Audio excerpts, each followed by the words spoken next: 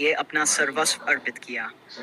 उसके भीतर इतनी शक्ति छुपी थी कि वह समस्त संसार को हिला सकता था, परंतु वह अपनी शक्तियों का उपयोग सदैव धर्म और सत्य के मार्ग पर करता था। इस महायोद्धा का नाम था वृक। प्रारंभिक जीवन और भविष्यवाणी। वृक एक साधारण ग्रामीण परिवार में पैदा हुआ था। उसकी जन्म के समय एक भविष्यवाणी की गई थी कि यह बालक एक दिन महायोद्धा बनेगा और संसार में शांति और संतुलन स्थापित करेगा। बचपन से ही वह अन्य बच्चों से अलग था, शारीरिक रूप से मजबूत और मानसिक रूप से तेज। उसके माता पिता ने उसे योद्धा बनने की शिक्षा दी, लेकिन वृक का दिल हमेशा शांति और ज्ञान की खोज में रहता था। उसके गुरु ऋषि पितामह ने उसे सिखाया कि असली योद्धा वह होता है जो अपनी शक्ति को नियंत्रित कर सके। उसने वृक को योग, ध्यान और मार्शल आर्ट की शिक्षा दी। इसके साथ ही उसने उसे यह भी बताया कि एक दिन उसे शक्ति के सप्तक को प्राप्त करना होगा, 7 शक्तिशाली रत्न जो विश्व की सबसे महान शक्तियों का स्रोत हैं। यदि वृक इन्हें प्राप्त कर लेता है तो वह परम योद्धा बन जाएगा। अध्याय 2, शक्तियों का उदय। जब वृक 18 वर्ष का हुआ तो उसे अपनी पहली असाधारण शक्ति का अनुभव हुआ। एक दिन गांव पर एक राक्षस का आक्रमण हुआ। वृक ने साहस दिखाते हुए राक्षस से मुकाबला किया और तभी उसके भीतर से एक अद्भुत ऊर्जा फूटी। उसके हाथ से एक तेज प्रकाश निकला और राक्षस को ध्वस्त कर दिया। यह उसकी पहली शक्ति थी, जिसे तेजस्वी शौर्य कहा गया। यह शक्ति उसे किसी भी शत्रु के सामने अविनाशी बना सकती थी।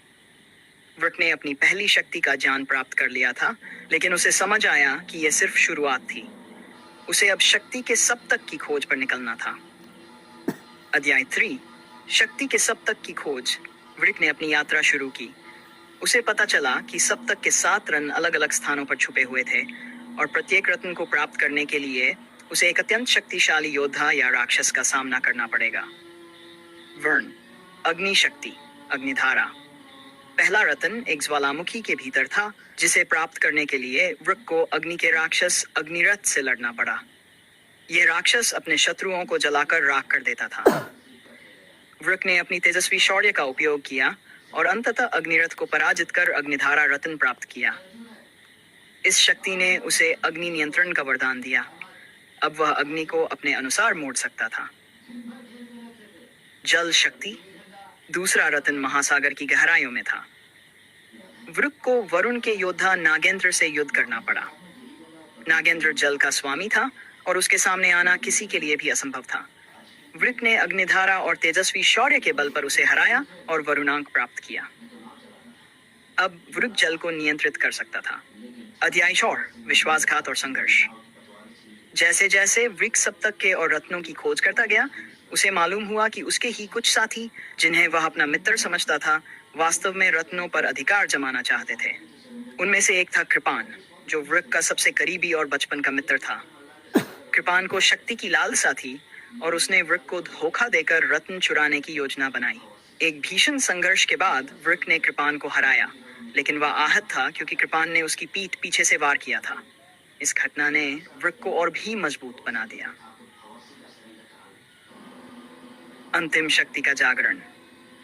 आखिरी और सबसे खतरनाक रत्न वायु शक्ति था, जिसे प्राप्त करने के लिए वृक को आकाश में स्थित एक पर्वत पर चढ़ना पड़ा। वहां उसे वायु के देवता वायुदेव से लड़ाई करनी पड़ी, जो अत्यंत शक्तिशाली थे। यह वृक की अब तक की सबसे कठिन लड़ाई थी, लेकिन उसने अपनी सारी शक्तियों को मिलाकर वायुदेव को परास्त किया और अंतिम रत्न पवनन शक्ति प्राप्त किया। अब वृक के पास शक्ति के सप्तक के सभी रत्न थे। वह बन चुका था परम योद्धा। अब उसे कोई भी पराजित नहीं कर सकता था। अध्याय 6, धर्म और न्याय की स्थापना। अब वृक के पास सभी शक्तियां थीं, लेकिन उसने अपनी शक्ति का उपयोग सदैव धर्म और न्याय की स्थापना के लिए किया। उसने अपने देश और पूरे संसार को आक्रांताओं, राक्षसों और अधर्मियों से मुक्त किया। वृक की कहानियां युगों युगों तक चलती रहीं और उसे महायोद्धा के नाम से जाना जाता। ऐसे ही मज़ेदार कहानियाँ सुनने के लिए मेरे चैनल को सब्सक्राइब करें।